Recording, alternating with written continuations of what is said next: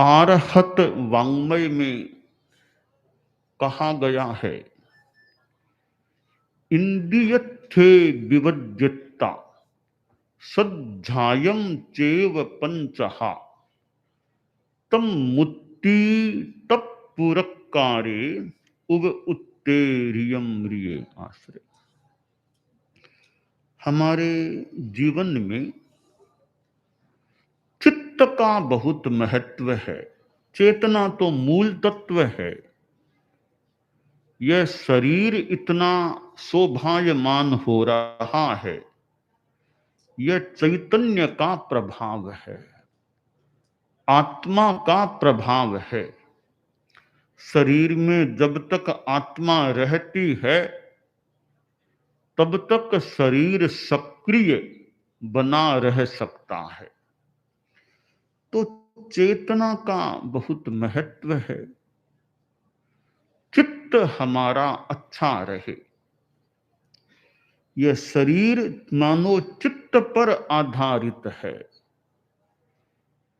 चित्तायत्तम धातुबद्धम शरीरम स्वस्थे चित्ते बुद्धयः प्रस्फुरन्ति तस्मात् चित्तम सर्वथा रक्षणीयम चित्ते नष्टे बुद्धयो यान्ति नाशम।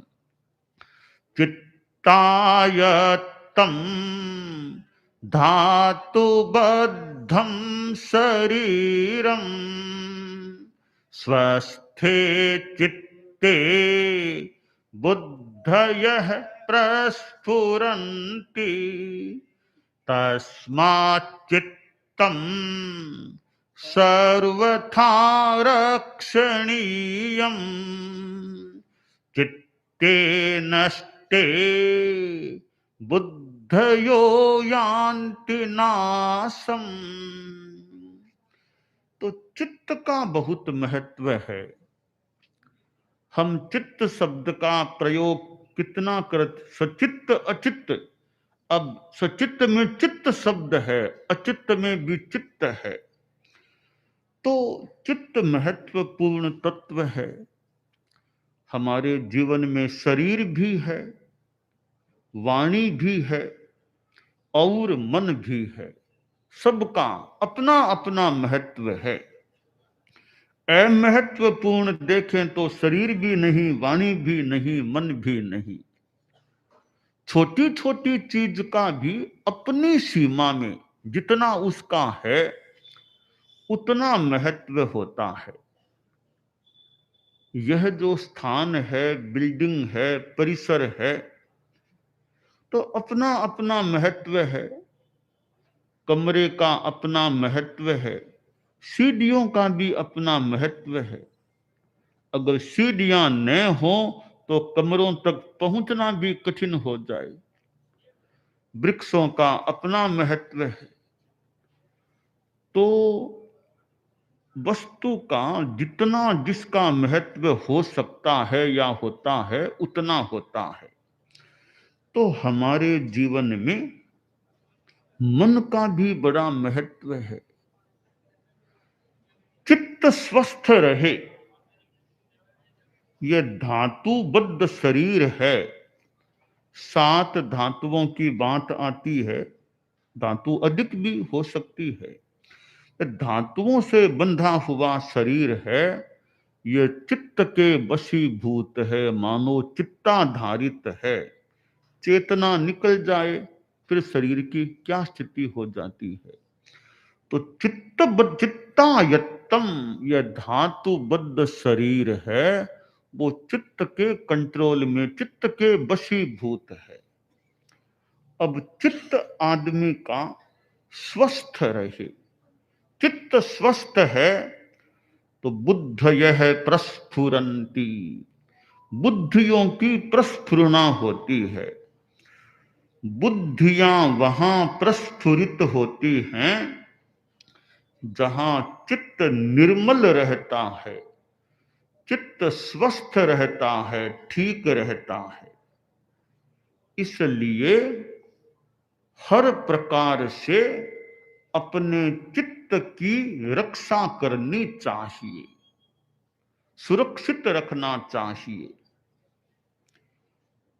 और चित्त नष्ट हो जाता है तो बुद्धियां भी नाश को प्राप्त हो जाती हैं। चित्त को दो संदर्भों में लिया जा सकता है। चित्त एक तो आत्मा के संदर्भ में प्रतीत होता है, जैसे सचित्त, अचित्त। यहां चित्त का मतलब चेतना, आत्मा। और दूसरा चित्त का अर्थ मन भी हो सकता है। मन, चित्त प्रसन्न रहे, मन प्रसन्न रहे।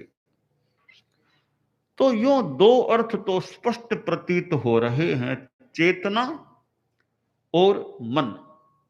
यो औदारिक शरीर के साथ जुड़ी हुई चेतना चित्त, यो अनेक रूपों में चित्त को यथा योग्य व्याख्यात किया जा सकता है। हम मन पर ध्यान दें कि हमारा मन प्रसन्न रहता है तो कितना अच्छा रहता है। मन मायूस, उदास, हताश हो जाए, दुखी हो जाए तो हमारा जीवन कैसा हो जाता है। शारीरिक बल का महत्व है, अपना महत्व है, तो मनोबल का भी अपना महत्व है।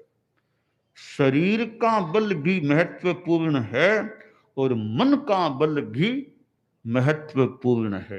कई बार शरीर ठीक है, रिष्ट पुष्ट है, पर मनोबल खत्म हो जाए तो फिर कठिन काम करना, थोड़ा सा भी कठिन काम करना मुश्किल। मनोबल नहीं रहा।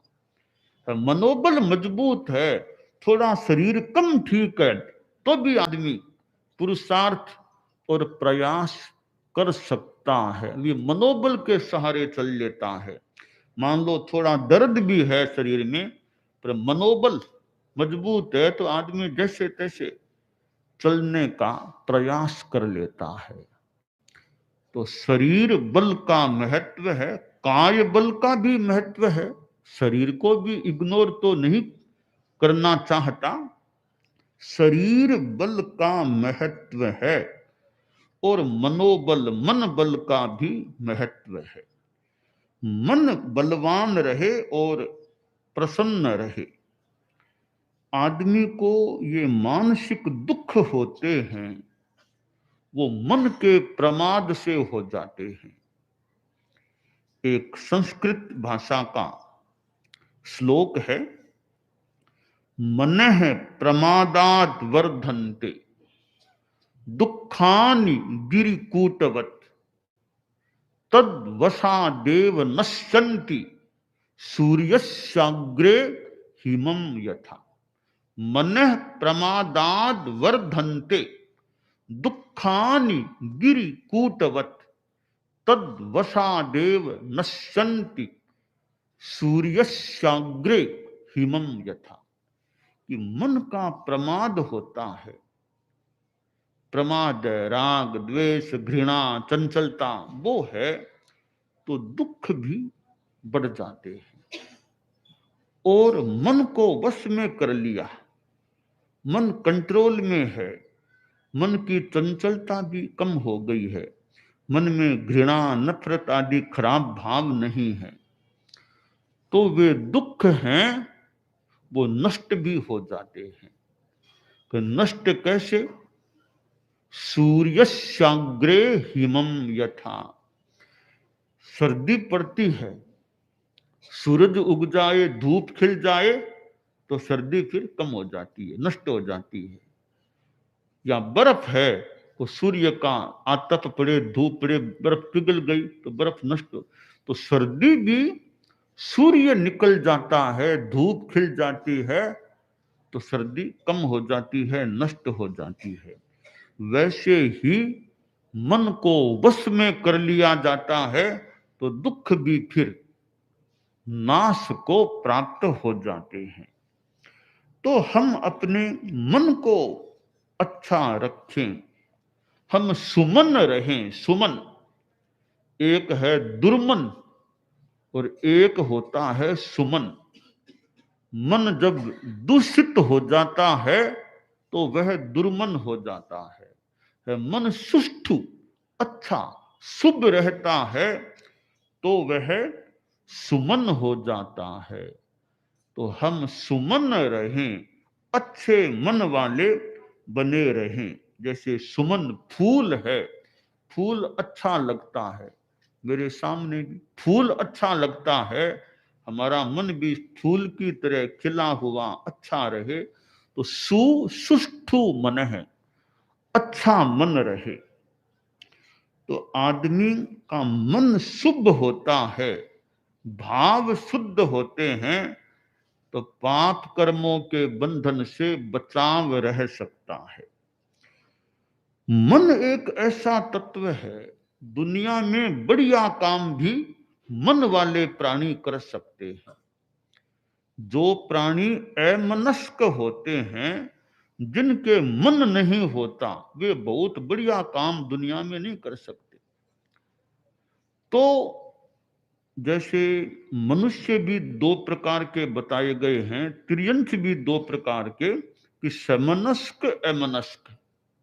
तो समनस्क हम लोग मनुष्य हैं, वो जो काम कर सकते हैं वह काम अमनस्क बड़े सूक्ष्म मनुष्य माने गए हैं, वो काम वे नहीं कर सकते। पशुओं में जो समनस्क हैं वो जितना कुछ कर सकते हैं, तो अमनस्क जो पशु या छोटे प्राणी, कीड़े मकोड़े आदि हैं, वो उतना महत्वपूर्ण काम नहीं कर सकते। एक बात और है, बढ़िया काम भी मन वाला प्राणी कर सकता है, खराब काम भी मन वाला प्राणी ज्यादा कर सकता है। उतना खराब काम अमनस्क प्राणी नहीं कर सकते जितना खराब काम समनस्क यानी मन सहित प्राणी कर सकते हैं। इसलिए कोई नरक में जाएगा, बहुत ज्यादा सातवीं नरक में जाएगा तो समनस्क ही जाएगा, अमनस्क सातवीं नरक में नहीं जा सकता, छठी में भी नहीं जा सकता, पांचवी में भी नहीं जा सकता, चौथी में भी नहीं, यानी तीसरी दूसरी। अमनस्क ज्यादा नीचे नरक में नहीं जाता, मान लो पहली में चला जाए। समनस्क है वो ज्यादा नीचे नरक में जा सकता है। और ऊंची गति में भी जाएगा तो समनस्क जाएगा। मन वाला प्राणी अनुत्तर विमान में जाकर के पैदा हो सकता है, ये छोटे मनुष्क प्राणी ऊंची देवगति में भी नहीं जाते। मोक्ष में जाएगा तो समनस्क ही जो रूप में था वो ही मनुष्य जाएगा, अमनस्क मनुष्य कभी मोक्ष में नहीं जा सकते। तो निष्कर्ष यह है, मन एक ऐसी स्थिति है, तत्व है कि बढ़िया काम भी मन वाला प्राणी कर सकता है, बहुत घटिया काम भी मन वाला प्राणी ही कर सकता है। तो मन को हम अच्छा रखें, अच्छा भाव, शिव संकल्प मस्तु में मन है, मेरा मन निरुपद्रव कल्याणकारी संकल्पों भावों वाला रहे। तो मन की स्वस्थता, चित्त की स्वस्थता रहे। तो यह हमारी स्वस्थता की जो बात हम करें, तो शरीर का स्वास्थ्य भी स्वास्थ्य का एक अंग है, तो मन का स्वास्थ्य भी एक स्वास्थ्य का अंग है। और फिर भावात्मक इमोशनल हेल्थ, भावात्मक शरीर और गहरे में हमारे भाव हैं वे ठीक रहें, तो भावात्मक स्वास्थ्य भी एक अंग है स्वास्थ्य का। तो शारीरिक स्वास्थ्य, मानसिक स्वास्थ्य, भावात्मक स्वास्थ्य, फिर देखें तो सामाजिक स्वास्थ्य, समाज अच्छा रहे, ये अनेक चीजें मिलती। एक आदमी को देखें तो शरीर, मन और भाव ये सब स्वस्थ हैं तो आदमी स्वस्थ है।